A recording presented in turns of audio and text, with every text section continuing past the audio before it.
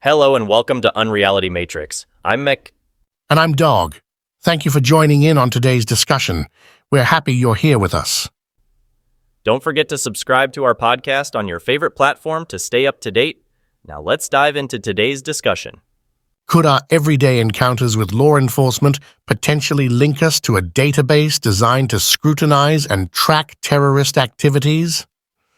The FBI's watchlisting process might be more intricate and interconnected with our lives than we'd like to believe. Absolutely. And diving into the details of the FBI's deposition by Matthew J. DeSarno really sets the stage for unraveling these complexities.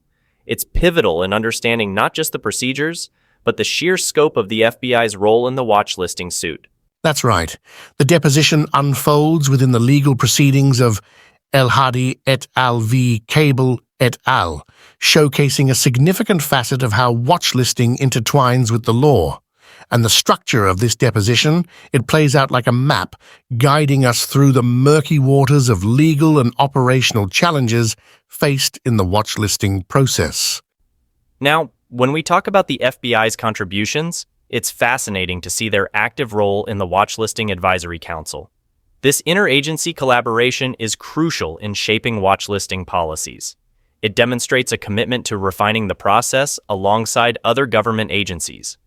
Yet, as much as interagency efforts are crucial, I can't help but ponder the implications of the FBI's stance on data stewardship. Who actually owns the data in the terrorist screening database, and what does that mean for the everyday person? The collaborative nature sounds promising, but it raises flags about privacy and the reach of surveillance. Those concerns are valid. However, understanding the operational use of the TSDB truly puts into perspective its essential role in safeguarding national security. The access it grants the FBI, integrating into their systems for investigative purposes, is not just about surveillance. It's about preventing potential threats by utilizing crucial data points. But consider the interactions at a more micro level, like traffic stops. Local law enforcement might encounter someone listed in the TSDB. This process and its implications are monumental, stressing the FBI's significant but shadowy presence in these encounters. And let's not overlook the auditing of access through the National Crime Information Center. It paints a picture of oversight, yet the depth and breadth of that oversight remain questions worth probing. Indeed, and tackling the sensitive security information, SSI, challenges head-on showcases the moral and legal tightrope the FBI walks. It's a delicate balance, handling the legal objections raised during the deposition and the access provided to private entities or through state portals. Which brings us to the impact on counterterrorism efforts. Encounters with TSDB listees hold substantial weight for the FBI's strategies, but at what cost? The operational challenges in managing NCIC queries underscore a broader concern about efficiency versus privacy intrusion. It's a tough balancing act, no doubt, but understanding these complexities through the structure set by the deposition gives us insight into the mechanisms of national security. It's imperative to recognize both the successes and the challenges to pave the way forward. And as we navigate these discussions, it's crucial to remain vigilant about the fine line between security and liberty. The discourse surrounding the FBI's watchlisting process opens a broader debate on surveillance, privacy, and the legal intricacies of counterterrorism efforts. A debate that's ongoing and evolving, just as the watchlisting process itself continues to develop in response to emerging threats and technological advancements. Keeping this dialogue open is key to understanding, critiquing, and possibly enhancing how these systems operate within our society. That wraps up today's episode of Unreality Matrix. Thanks for tuning in. If you enjoyed our conversation, please share our podcast with anyone who might find it as engaging as you do. And don't forget to subscribe to keep listening to more episodes of Unreality Matrix. Until next time, I'm Mac. And I'm Dog.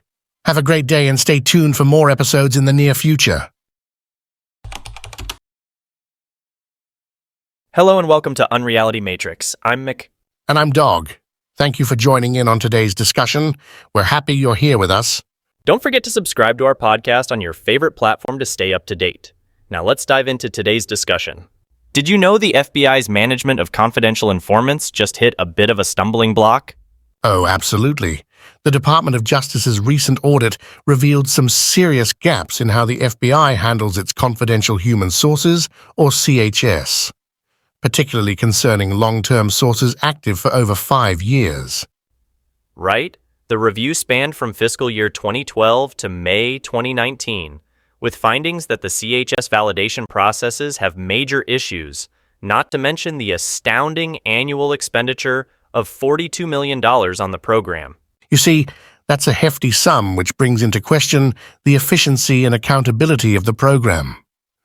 Stephen Stacy from Unreality Matrix pointed out the significance of these findings, emphasizing the need for enhanced intelligence operations and public trust. Well, it's not all gloom, though. The audit does shed light on areas for improvement. For instance, it highlights the non-compliance with the Attorney General's guidelines for long-term CHSs, incomplete risk assessments, and the Human Source Review Committee's composition issues. And those composition issues have led to backlog and potential misuse of CHSs, which is troubling. Not to mention the lack of adequate independent oversight that's undermining the prioritization and thoroughness of validations. Speaking of challenges, the backlog in CHS validations is alarming. It's resulting in overburdened committee members, increasing the risk of inappropriate CHS activity continuance. That's not all. There's also a gap in aligning CHS with the highest threat priorities. Essentially, we're risking having outdated or irrelevant intelligence gathering. On the communication front, the uncertainty over acceptable platforms raised my eyebrows. With no clear guidance, how secure are the communications with CHSs? Precisely, and with inadequate safeguarding measures for highly classified reporting platforms, sensitive information and source safety could be at risk. Not to mention the data system flaws known to ail the FBI's proposed system for aligning CHSs with threat priorities. Despite these issues, there's a silver lining. The recommendations for improvement include adhering strictly to guidelines for long-term CHS validations, significant staffing and training enhancements, and developing automated systems for tracking and safeguarding communications. Honestly, the steps towards enhancing compliance and validation sound promising, but wonder if it's a bit too late. The policy and procedure updates, along with independent oversight, are pivotal, yet require significant time and commitment. True, but without these changes, the operational and security risks could compromise the effectiveness of FBI's intelligence gathering efforts. The immediate action plan for the FBI, as outlined in the audit, is a start towards mitigating risks and improving management. Well, it's not just about the immediate steps.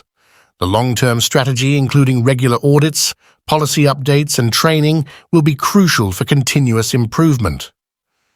Education and training of FBI personnel on new policies and best practices can empower effective management. And let's not forget the role of platforms like Unreality Matrix. Stephen Stacy's contribution to educating viewers on intelligence operations and the importance of robust oversight can't be overstated.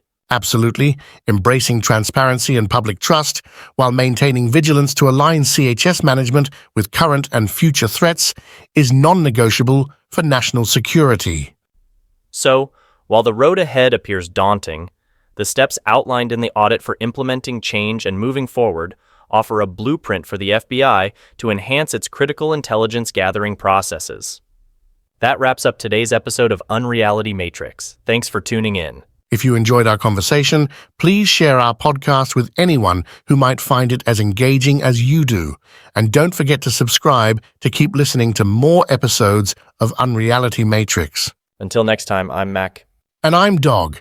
Have a great day and stay tuned for more episodes in the near future.